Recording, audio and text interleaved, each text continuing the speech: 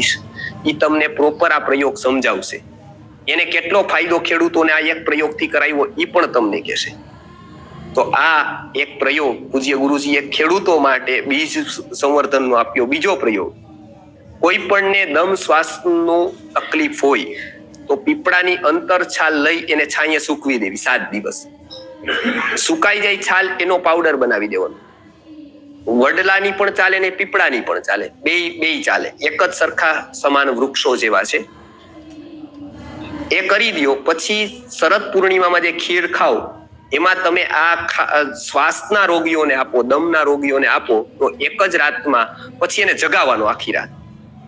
આયુર્વેદે કીધું છે કેટલાક જગ્યાએ જાગે ને એ મનુષ્યના માટે ફાયદાકારક હોય. જેવી રીતે કોકને ઝેર ચડે, બરાબર, તો એ સુવે સારું, જાગે સારું, ખબર છે ને? તો બરાબર, જો સુવે ને તો તરત એના પરિભ્રમણ ઇમ્યુનિટી ડાઉન થઈ જાય એટલે એ સુઈ જાય એટલે પૂરું થઈ જાય. પછી ક્યારેય ઉઠે જ નહીં, એવી મહાનિદ્રામાં એ પોતે.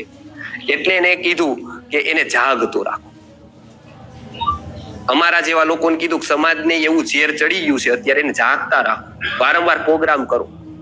જો સુઈ જશે તો મહાનિદ્રા છે, પછી હવે જાગવાનો કોઈ અવસર જ નથી. દેનીશભાઈ કહે છે કે આ જે છે એ છેલ્લી વાર જ છે. હવે આ જે છે એ છેલ્લી વાર છે, હવે પૂરું થઈ ગયું. હવે એની નિદ્રા હશે ને, હવે એની ગુલામી આવશે ને, જોજો.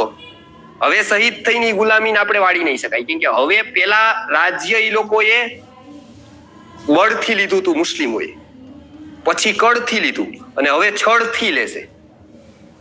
હવે જે છળથી છે ને એ તમે કલ્પી ન શકો એવું સબકોન્શિયસ ઉપર પ્રભાવ છે એક વસ્તુનો. તમે પિક્ચર બતાવો છો બહેનોને, એ કેવા છે, એની ઉપર કેવી એની માઇન્ડ ડેવલપ થાય છે, કેવી પર્સનાલિટીનું ડેવલપમેન્ટ થાય છે આપણને નથી ખબર, એને ખબર છે.